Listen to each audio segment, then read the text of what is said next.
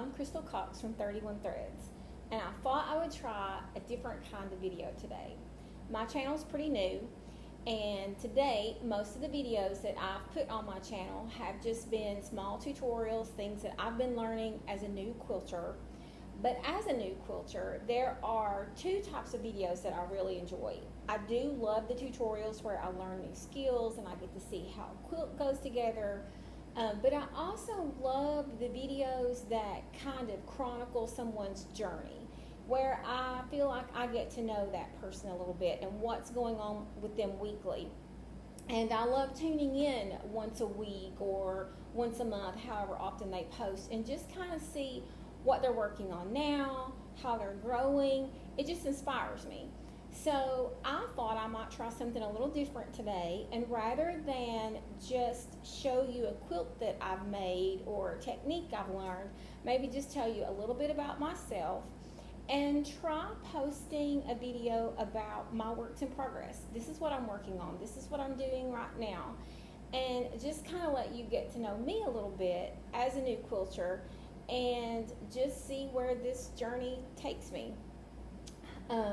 I started quilting a little over a year ago. I'm 53. I don't mind to go ahead and tell you that.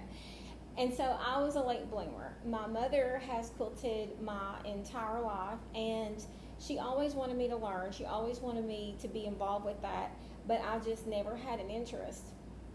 And I can't explain it. I don't really know why it happened. I just know that about a year ago, maybe a year and a half ago, I was in the supermarket and a magazine, a quilting magazine, caught my eye that had this beautiful Christmas quilt on it. And so I picked it up and I'm flipping through, and I decided just right in the moment to purchase it with my groceries. Came home and laid it on my nightstand. And for the next couple of weeks, I picked up that quilting magazine every night when I would get ready to go to bed and just flip through it. And every night I would say, I wonder if I could do that. I wonder if I would even like that. And so I randomly decided I'm going to make a quilt. So I called my mom and said, hey, I'm going to make this quilt, and I need a sewing machine. And she said, with her wisdom, why don't you just come and borrow one of my sewing machines, maybe work at my house with me? And I could tell she thought I wouldn't follow through with that, and she didn't want me to make a huge big purchase. And so I was like, no, I've already found one on Facebook Marketplace. It's just $100, not a big deal. Go with me when I pick this up and be sure that it sews, because I don't even know how to turn a sewing machine on. And so she went with me, bought the sewing machine, and that was about 15 months ago. So I made the first quilt. It wasn't the greatest ever, but something happened. Honestly, I can't explain it other than to tell you that I absolutely fell in love with quilting. Now, a lot was going on in my life at the time. My husband was working out of town. He was only home on the weekends. My daughter had moved in with my mom to kind of help her.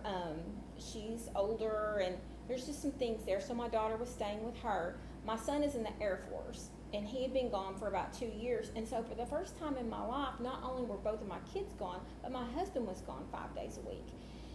I hated coming home from work and just sitting in front of the TV all night. So this was something to fill that void I was having, but also it just awakened something in me with the creativity and just learning the skill and feeling good about it and making something beautiful. I don't know why it took me all of these years to try it, but I absolutely fell in love. So from March of last year until Christmas of last year, just in that 9-month period, I probably made 12 quilts. And that was with me working full-time as a teacher during the day. And so a lot has happened in that time. After about 8 months of quilting, I decided that I wanted to get a long arm. And again, my mom was like, why don't you come to my house, use my long arm, and all of that. But I was just had to have one. So we purchased a used one, what I could afford, and I started learning that. And then a couple of months later, I decided that I wanted also to have an online store. Now, at this point, when I decided I wanted to have an online fabric store, it had not even been a year. I had started quilting in March. It was January of this past year. 10 months I'd been quilting, and I decided I'm going to have a store. And I could tell my mom again was like trying to just temper me just a little bit. Now, Crystal, there's a lot involved, but she knew I was going to do it. And I really, my goal was just to sell enough fabric to support my habit, because I was spending a lot making quilts.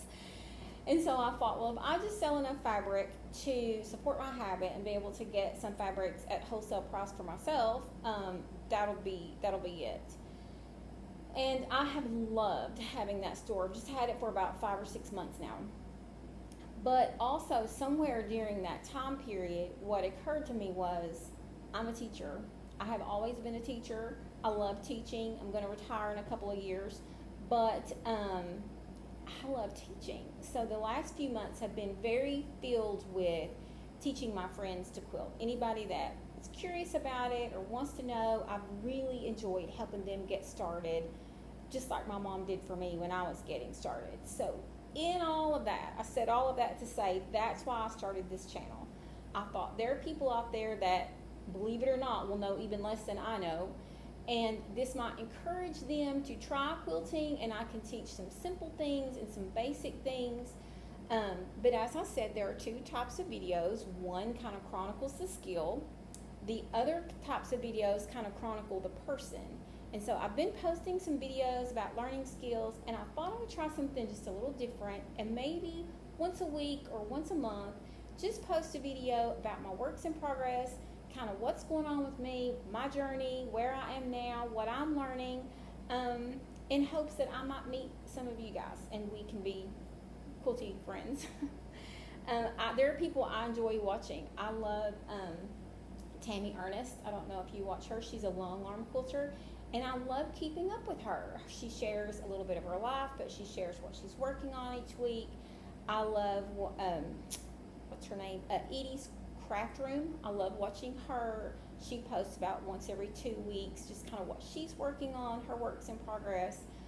Erica Arndt, Coriander Quilts, all these people that share just kind of their lives with us and make us love what they're doing and what's happening, and makes us feel like we can do that too.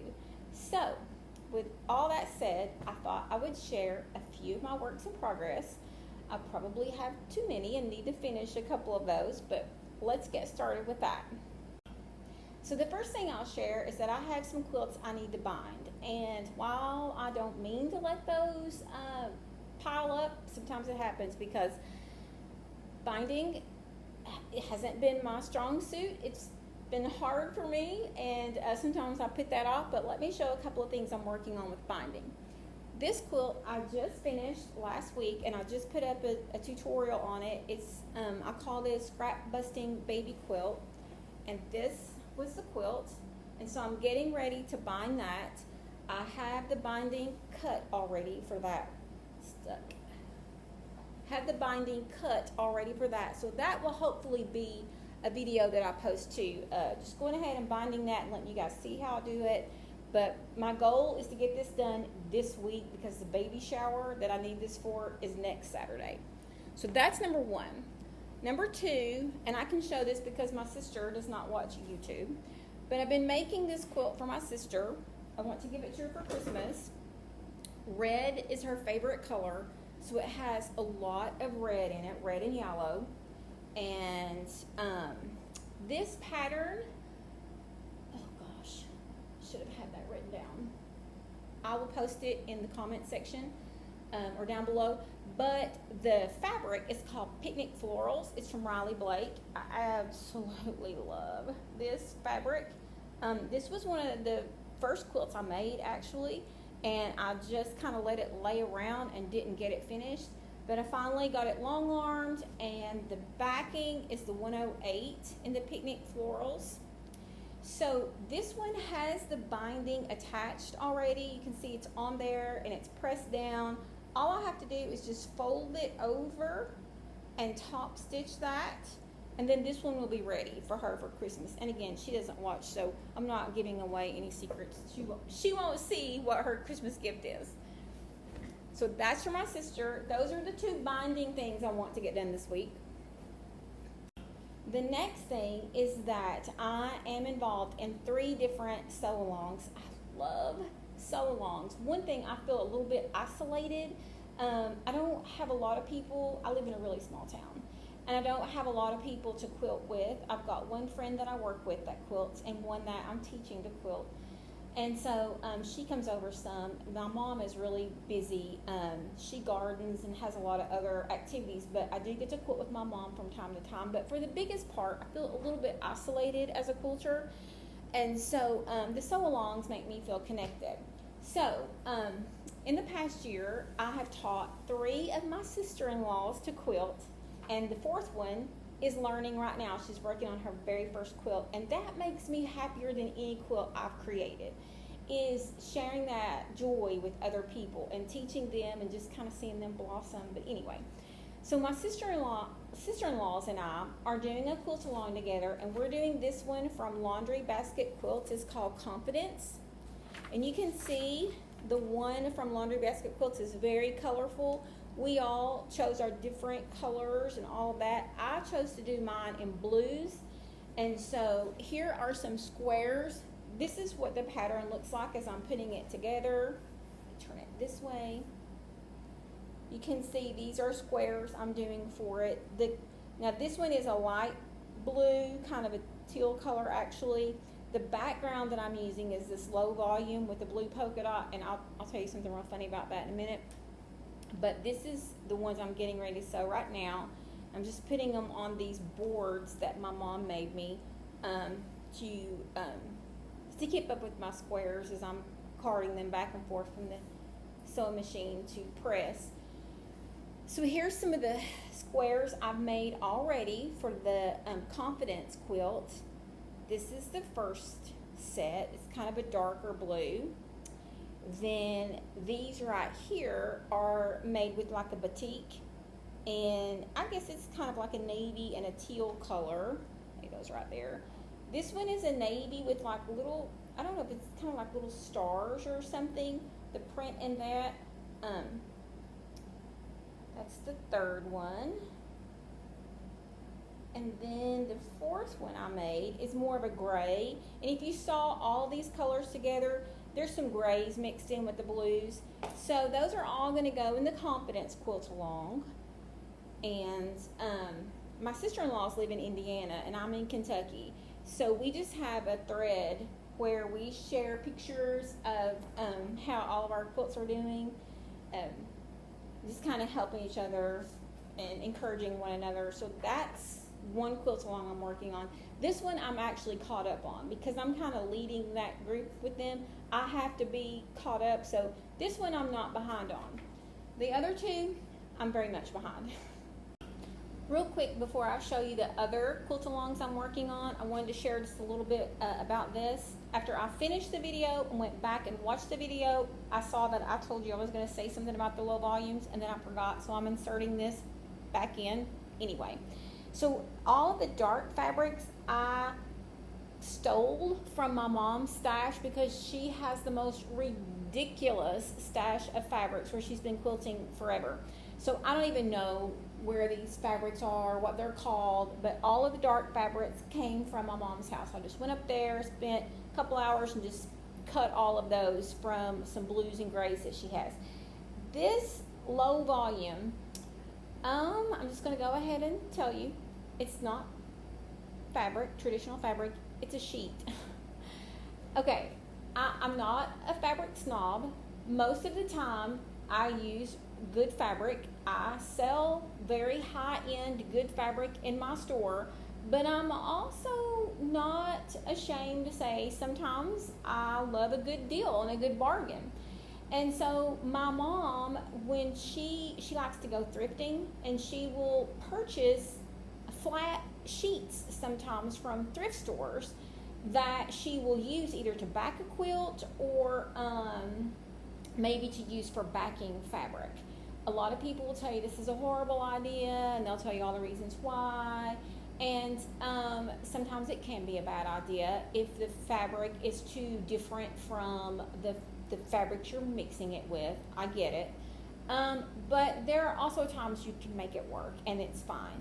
So I'm not a fabric snob, and I'm not ashamed to admit that this low volume little blue polka dot was a flat sheet that my mom picked up at a thrift store for $2. So this entire queen size quilt, all the backing in it, which is probably about 4 yards, I guess, of fabric, it's quite a bit, cost my mom a whopping $2 and cost me $0. So the next one is the snowflake quilt. Now, my mom and my friend from work, the three of us, decided last year we were going to do this snowflake quilt. And if you get on the website and look at the pattern, or go to purchase the pattern, it shows it in these 4 colors. Mine doesn't really look like that. My mom and my friend did like a scrappy version. But I chose like this buffalo plaid. So mine does have like a really dark gray. I'll show you just in a minute the colors I chose for the buffalo plaid.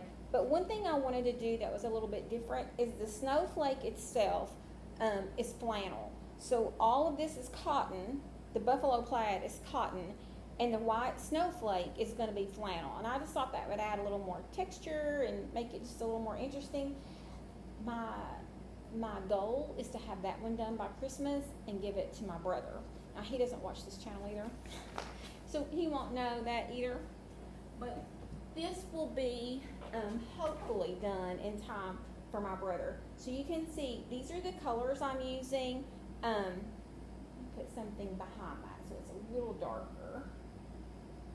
You can see here is the medium gray, and this light color, this is the solids are Kona solids. The background is Riley Blake, this little star pattern. It's one of Lori Holt's low volume, and I'll just put that a little closer so you can see it. And then I'm using this really dark charcoal with it, and then